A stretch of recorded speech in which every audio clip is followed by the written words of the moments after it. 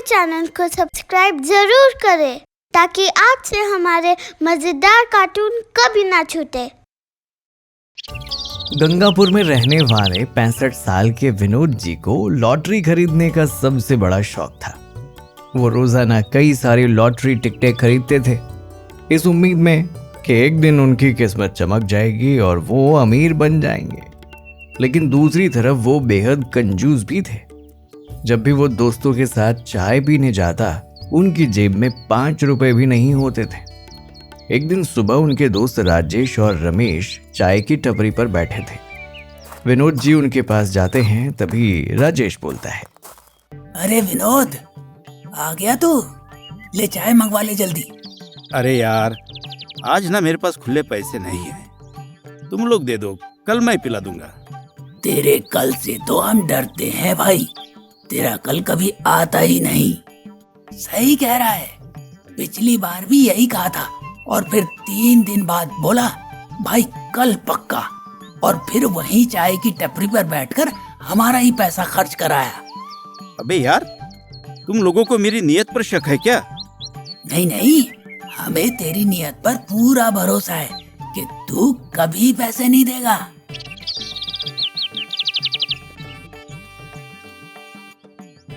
हाँ भाई, किसके नाम लिखूं चाय? लिख दे भाई विनोद के नाम पे, वो कल तेरे पैसे दे देगा। अरे नहीं भैया, उधार तो इनका फैशन है, हर रोज कहते हैं कल दूंगा, लेकिन वो कल कभी आता ही नहीं है। तभी विनोद जी गुस्से से बोले, अबे हैं, मैं गरीब नहीं हूँ, समझे? बस थोड़ी बचत कर रहा हूँ। हाँ, तू बचत कर रहा है या हमारी बचत खत्म करवा रहा है? अरे भाई, बचत के पैसे कहाँ जाते हैं? कहीं किसी लड़की को गिफ्ट तो नहीं दिला रहा? अबे हट, कुछ भी क्या, मैं रोज लॉटरी में पैसा लगाता हूँ। जिस दिन जैकपॉट लग गया ना, उस दिन देखना, तुम सबको मैं होटल में दावत दूंगा। हाँ, और वो होटल की प्लेटें भी उठाकर घर ले जाएगा ताकि आगे दावत में काम आ सके। सही कह रहा है, कहीं तूने इस गोलू की पानी की बोतल भी जेब में तो नहीं रख ली? राजेश ने मस्ती से कहा और सभी जोर जोर से हंसने लगते हैं। लेकिन विनोद जी वहां से चले गए। अगले दिन सुबह सुबह अखबार वाला रघु आता है। क्या यार, अरे आज भी नंबर नहीं निकला। लगता है आज फिर हाथ खाली रह गया आपका। अबे ज्यादा मत बोला है? तेरा काम अखबार देना है, ज्ञान मत बांट, समझे? वो विनोद जी, इस महीने के अखबार के पैसे हैं। अबे तू पैसे मांगने आया है? जी, पूरे 2 महीने हो गए, एक पैसा नहीं दिया आपने। अबे इतना छोटा सा पैसा क्या मांग रहा है तू? जा, बाद में दूंगा। पर साहब, देख भाई देख, अभी मैं इन्वेस्टमेंट के मूड में नहीं हूँ, समझा? कौन सा इन्वेस्टमेंट? अरे लॉटरी में, और क्या। मैं पैसा वहां लगाता हूँ ताकि एक दिन करोड़पति बन जाऊँ, और करोड़पति बनते ही तुझे 2 महीने का नहीं, 2 साल का एडवांस दे दूंगा, समझा? साहब, पहले मेरे अखबार के पैसे तो दे दो। अबे तू अखबार बेचता है या उधारी का ब्याज लेता है? तो मैं क्या करूं? हर बार कहते हो कि बाद में दूंगा, बाद में दूंगा। अखबार तो आपको रोज सबसे पहले चाहिए होता है, पैसे देते टाइम आप ऐसे कंजूसी करते हो। देख भाई, अखबार तेरा, खबरें तेरी, पर नंबर तो मेरे है ना, और जब तक नंबर नहीं निकलता तब तक उधार ही समझ। साहब, आप जैसे लोग कभी करोड़पति नहीं बन सकते। अबे चल, निकल निकल निकल यहाँ से, निकल। सुबह सुबह दिमाग खराब कर रहा है, निकल ऐसे। रघु गुस्से से सिर पकड़कर वहां से चला जाता है। उसी रात विनोद जी ने अपने दोस्तों को घर पर खाने के लिए बुलाया था। ये वही दोस्त थे जो चाय की टपरी पर विनोद जी का मजाक उड़ा रहे थे। भाई, आज विनोद ने खुद बुलाया है, मतलब कुछ तगड़ा इंतजाम होगा। हाँ, आखिर पहली बार हमें अपने खर्चे पर खिला रहा है। कहीं चिकन बिरयानी टाइप कुछ होगा ना, और नहीं तो क्या, कम से कम पनीर तो पक्का मिलेगा। बस यार, अब ये विनोद हमारी उम्मीद ना तोड़े। चलो देखते हैं।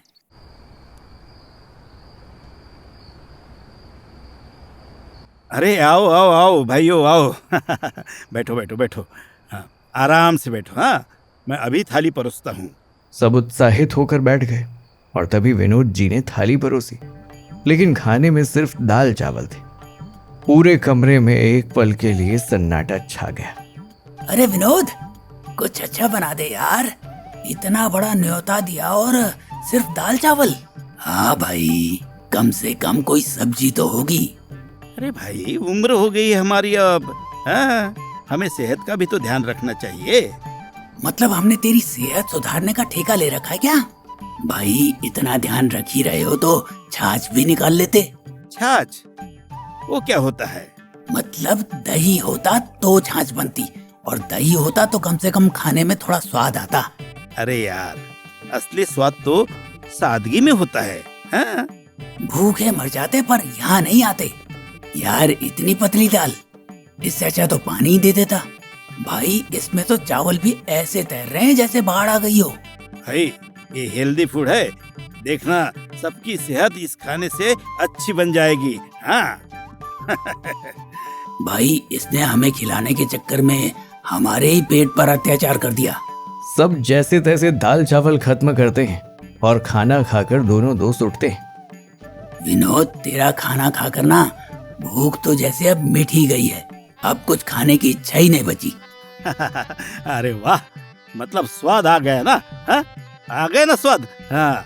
तभी राजेश ने व्यंग से अपने पेट पर हाथ रखते हुए कहा, हाँ तो अब हमें भी हमारी सेहत के बारे में सोचना ही होगा। सब निराश होकर घर से बाहर निकल जाते हैं। विनोद जी अंदर बैठे मुस्कुरा रहे थे। उन्हें खुद की चालाकी पर गर्व महसूस हो रहा था। उन्होंने मन ही मन कहा, वाह विनोद वाह, क्या दिमाग चलाया है तूने। हाँ? दोस्तों की खातिरदारी भी हो गई और जेब भी बच गई। हाँ? अगले दिन सुबह सुबह विनोद जी अपने घर के बाहर चारपाई पर बैठे अखबार की राह देख रहे थे। हर महीने उधारी करता है, आज तक पैसे नहीं दिए। अब देखता हूँ कि कब तक मुफ्त में अखबार पढ़ता रहेगा। चल चल विनोद, आज शायद तेरी किस्मत चमक ही जाएगी। अब देखता हूँ नंबर। हाँ। वो अपने टिकट का नंबर देखते हुए नंबर को अखबार में छपे लॉटरी रिजल्ट से मिलाने लगते हैं। पहला नंबर मैच, दूसरा नंबर मैच, तीसरा नंबर भी मैच। सभी नंबर मैच हो जाते हैं और ये देख विनोद जी की आंखें फटी की फटी रह गई। अरे अरे, फर्स्ट प्राइज लग गया है। मैं अमीर बन गया हूँ, मैं अमीर बन गया। मैं अमीर बन गया। विनोद जी पूरे मोहल्ले में खुशी से चिल्लाते जा रहे थे। तभी उन्हें चाय की टपरी पर बैठे राजेश और रमेश दिखाई दिए। अरे अरे, अमीर आदमी आ गया है। हटो हटो, जरा जगह दो मुझे। अबे इसको क्या होगा? लगता है किसी ने चाय मुफ्त में ऑफर कर दी। देखो देखो देखो, अरे मेरी लॉटरी लग गई है। करोड़पति बन गया हूँ मैं, करोड़पति। रमेश और राजेश अखबार पकड़कर नंबर चेक करने लगते हैं। फिर रमेश विनोद जी से कहते हैं कि सुन, पहले हमें विश्वास दिला कि ये सच में तेरी लॉटरी का टिकट है, कहीं अखबार वाले का तो नहीं उठा लाया। अरे बेवकूफो, ये मेरा ही टिकट है। देखो तो सही, ये मेरा टिकट है। हाँ। क्या बात है विनोद, आखिर तुम्हारी लॉटरी लग ही गई। आखिर कंजूस अमीर बन ही गया। हाँ, अब तो कंजूसी छोड़ देगा ना तू। रमेश के इस बात पर सब दोनों दोस्त से हंसने लगे। इस बात का बदला लेने के लिए विनोद जी ने अहंकार से दोनों दोस्तों से कहा कि भाई लोग, आज तुम्हारे कंजूस दोस्त ने कंजूसी को अलविदा कह दिया है।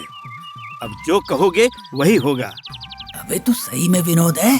कहीं तेरी आत्मा किसी अमीर आदमी की आत्मा से तो नहीं बदल गई, या फिर सपना देख रहे हैं हम? सपना नहीं भाई, हकीकत है।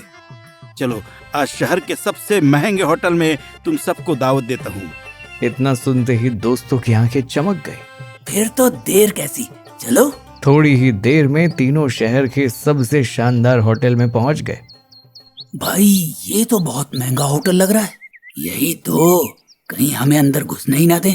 अरे चिंता मत करो, आज के बाद यह होटल भी हमारे लिए सड़क किनारे वाली चाय की टपरी जैसा ही लगेगा। आप लोग क्या ऑर्डर करना चाहेंगे? अरे दोस्तों, करो, तुम्हें जो ऑर्डर करना है वो करो। सच में कुछ भी मंगवा सकते हैं? बिल्कुल, कोई रोक टोक नहीं, करो। भाई ये वाली स्पेशल बिरयानी मंगवाते हैं, और वो जापान वाली स्पेशल सूप भी, जिसका नाम भी ठीक से नहीं पढ़ा जाता। भाई ऐसा मौका रोज थोड़ी मिलता है। वो इटालियन पास्ता और अमेरिकन स्टैक भी मंगवाते हैं। थोड़ी ही देर में टेबल लजीज खानों से भर गई। सब ने खूब खाना खाया। वाह क्या खाना था, मजा आ गया। तभी वेटर मुस्कुराते हुए बिल लेकर आया। सर, आपका बिल 30,000 रुपए हुए। सुनते ही विनोद जी का चेहरा सफेद पड़ गया। 30,000? अरे भाई, ये खाना सोना मिलाकर बनाया था क्या? हाँ? अबे तूने ही कहा था खुलकर ऑर्डर करो। अरे हाँ, पर इतना खुलकर भी नहीं कि जेब ही कट जाए। हाँ? विनोद जी ने कांपते हुए हाथों से बिल दे दिया। राजेश और रमेश हंसते हुए होटल से बाहर निकलते हैं और विनोद जी मन ही मन अपनी कंजूसी को फिर से अपनाने की कसम खा लेते हैं। होटल में खाना खाने के बाद विनोद जी और उसके दोस्त सीधे लॉटरी की दुकान पर पहुंचे। भाई साहब जरा जल्दी करो, मैं लॉटरी में फर्स्ट प्राइज जीत गया हूँ। चलो चलो, अब नोटों की गड्डियां निकालो, जल्दी करो। अरे वाह वाह वाह अंकल, दिखाओ, लाओ जरा टिकट दिखाओ। विनोद जी ने गर्व से लॉटरी टिकट मोहन को दिया। मोहन टिकट को ध्यान से देखने लगा, लेकिन फिर उसकी भौएं सिकुड़ गई और उसने विनोद जी से कहा, अंकल, अरे आप पागल हो गए हैं क्या? हैं? क्यों, क्या हुआ? अरे नहीं अंकल, आपका नंबर तो जीतने वालों में है ही नहीं। हैं? ये सुनकर विनोद जी का जोश ठंडा पड़ गया और दोस्त भी चौंक गए। तभी राजेश ने कहा, अबे विनोद, तूने ठीक से नंबर मिलाया था ना? क्या बकवास कर रहे हो? हाँ? ये देखो, ये नंबर यही है। हाँ अंकल, अरे ये आज के नहीं, कल के नंबर है। आप भी ना। इतना सुनते ही विनोद जी का चेहरा देखने लायक हो गया। तभी मोहन ने उनसे कहा, मतलब आपने कल के नंबर्स देखे और सोच लिया कि आपको लॉटरी लग गई है क्या? आप भी ना अंकल है। भाई इतनी बड़ी पार्टी देने से पहले एक बार कंफर्म तो कर लेता। अबे विनोद, ये क्या कर दिया रे? 30,000 का खाना और लॉटरी लगी ही नहीं। हे भगवान, ये मैंने क्या कर दिया? हे भगवान, ऐसे कैसे हो सकता है मेरे साथ? ये क्या हो गया? अरे अब क्या करूं मैं? अंकल अब क्या करें? लॉटरी जीतने का सपना देखने के पैसे तो लगते नहीं, हाँ, लेकिन महंगे होटल में दावत देने के लगते हैं। ये सुनते ही विनोद जी को अपनी मूर्खता का एहसास हुआ। तभी उनकी नजर रघु पर पड़ी, जो पास खड़ा मंद मंद मुस्कुरा रहा था। अबे रघु, तू यहाँ क्या कर रहा है? हा? बस यूं ही विनोद जी, आज बड़ी खुशी की खबर सुनी थी, सो देखने चला है कि आप सच में अमीर बन गए या नहीं। चल मजाक मत कर। ये बता, तूने आज का अखबार दिया था ना? आज का अखबार दिया था ना, तूने मुझे दिया था या नहीं? विनोद जी, मैं तो छोटा सा आदमी हूँ, आपसे उधारी मांगना भी मेरी मजबूरी थी। आपने पैसे नहीं दिए तो मैंने भी अपनी चालाकी दिखा दी। मतलब सीधा सीधा बता क्या हुआ? विनोद जी, आपने कल का पैसा नहीं दिया था तो मैंने आपको कल का ही अखबार दे दिया। ये सुनते ही विनोद जी के पैरों तले जमीन खिसक गई। अबे विनोद, तूने सिर्फ 200 रुपए बचाने के चक्कर में 20 लाख की लॉटरी हार दी। भाई ऐसा महान आदमी मैंने आज तक नहीं देखा। तेरी कंजूसी का तो क्या ही कहना। तभी विनोद जी ने रघु से कहा, रघु मुझसे गलती हो गई यार, गलती हो गई। अगली बार मैं ऐसा नहीं करूंगा। अगली बार तो फिर लॉटरी खेलेगा? अरे नहीं भाई, नहीं। अगली बार अखबार उधारी पर नहीं लूंगा, कभी नहीं। इतना सुनते ही सबकी हंसी छूट गई। विनोद जी को अब समझ आ गया था कि कभी कभी छोटी सी चालाकी बड़ी हार की वजह बन जाती है।